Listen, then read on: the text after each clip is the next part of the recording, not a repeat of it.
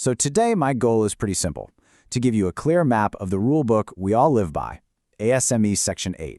Let's jump right in. I know. It sounds a little dramatic, doesn't it? But honestly, that's the core question we have to answer. Anytime you store energy, and in our world, that energy is pressure, inside some kind of sealed container, well, you've got the potential for a catastrophic release of that energy.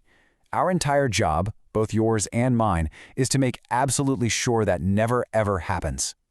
And how do we prevent that? We follow the code. You've got to think of the ASME code as our safety rulebook. It's not just a suggestion, it's the global standard. It tells us exactly how to design, build, and inspect these vessels so they're safe. It is the absolute bedrock of our industry. Now, it's really important you understand where this book comes from. It wasn't just dreamt up in a lab somewhere. It's what we call a reactive document. Just about every single rule, every calculation, every inspection point you'll deal with, it exists because somewhere in the past, something went horribly, horribly wrong. We follow these rules so we don't have to learn those tragic lessons all over again. Okay, so for the vast majority of projects you're going to manage, we'll be living in this world, Section VIII, Division 1. And I want you to focus on that phrase right there, design by rule. That is the core philosophy. It's a critical concept, and it leads us right into a really simple analogy that'll help you understand the two main paths we can take to build something safely. So the absolute best way I've found to think about the two main divisions of the code is this. You've got a cookbook and you've got a master chef. Now, both of them can make a fantastic and, more importantly, a safe meal. But, they get there in two very different ways. Division 1, that's our cookbook. It's simple. You follow the recipe, the formulas in the code, exactly as they're written. No improvising. This approach gives you a nice high safety factor, which usually means your vessel is going to be a bit thicker, a bit heavier, but very straightforward. Now, on the other hand, you have Division 2. That's the chef. This allows for a lot more creativity and optimization. You can use a lower safety factor, which lets you design a thinner, lighter vessel, but, and this is a big but, you have to prove it's safe using some really complex and expensive analysis. Look, as a PM, 95% of your life, probably more, is going to be spent right here in the Division 1 cookbook.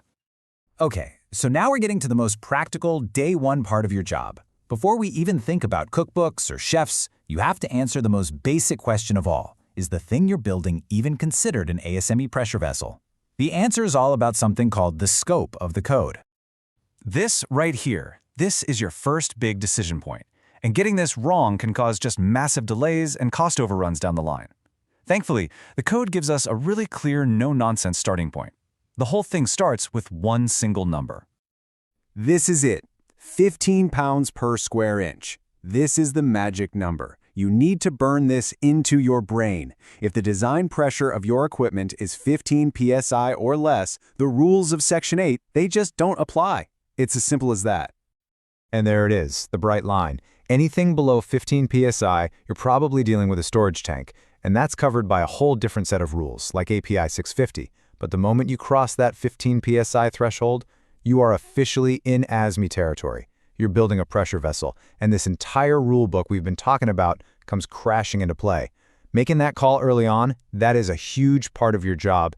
It defines everything, the scope, the budget, the whole schedule. Right. Now, it's just as important to know what is a vessel as it is to know what isn't. The code is very specific about certain things that are just flat out excluded, even if they operate way above 15 PSI.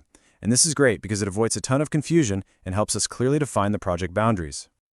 So, things like the casings on pumps or compressors, piping systems, even submarines, they are not your problem under this specific code. Why? Because they have their own very specialized rulebooks. Piping, for example, that's covered by a whole other standard, ASME B31.3. Your job is the vessel itself, not all the pipes that connect to it. And here's a really practical tip for you as a manager. The line in the sand, where your responsibility ends and, say, the piping team's begins, it's usually a physical place. It's the very first round weld that joins a pipe to one of your vessel's nozzles. You need to know that boundary. That's your handshake with the other teams on the project. So, you've figured out the scope, you've picked the right division, probably the cookbook, and you've followed every single rule in that book. After all that, we get to the finish line. This is the final goal. It's the ultimate proof that the job was done right, and more importantly, that it was done safely. Let me be clear, The U-stamped isn't just a sticker we slap on at the end. It is a legal certification. When you see that stamp on the vessel's nameplate, it means the manufacturer has a certified quality program, they followed every rule, and that an independent inspector, a guy like me, has verified the work at every critical step. In most places, you legally cannot operate without it. And really, this is what it all comes down to. That little stamp is the physical evidence that we have successfully kept that metal box from becoming a bomb. It's your promise to the client, to the public, and to yourself that the vessel is safe.